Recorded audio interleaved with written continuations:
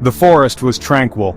Sunlight filtered through the canopy, dappling the forest floor. Always the hunter. He had his eye out for deer. We walked in silence, boots crunching on fallen leaves. The air was crisp, carrying the scent of pine. We'd been walking for hours. I was about to suggest a break when Danny froze. He pointed towards the muddy bank of the creek. There, imprinted clearly, was a massive footprint. It was far too large for any animal I knew. Two-toed and almost humanoid, it sent a shiver down my spine. Danny, ever the pragmatist, just frowned. We followed the tracks. Each print was deeply embedded in the soft earth. Whatever made them was heavy, moving with purpose. The forest seemed to grow darker, the joyous calls of birds replaced by an unsettling silence. I watched Danny closely, his face grim.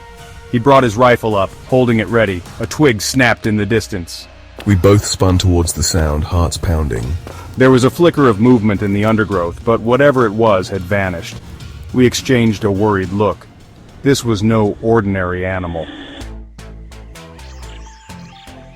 The silence returned, now heavier, pregnant with unseen menace. We pushed onward, our pace quickening. The tracks led us deeper into the woods, away from the familiar hunting paths. The air grew thick with the metallic scent of blood. Then we heard it. A low, guttural sound, like a cough from a beast. It echoed through the trees, followed by the distinct snapping of branches. Something large was moving nearby. Fear, cold and sharp, tightened its grip on my chest. We stumbled upon a clearing. The sight that greeted us stopped us dead in our tracks.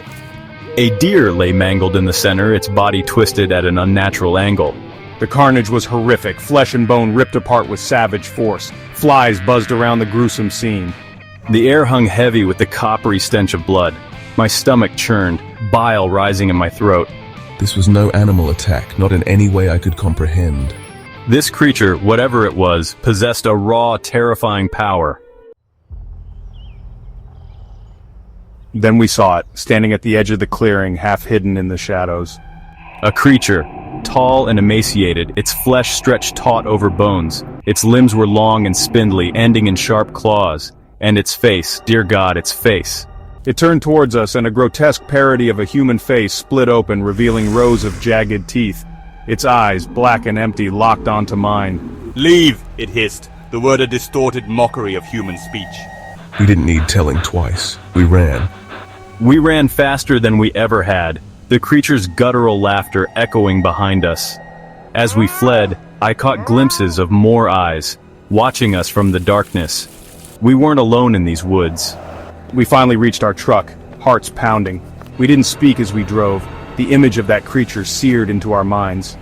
Even now, safe in our home, we hear it. The scratching at the window, the low guttural whispers.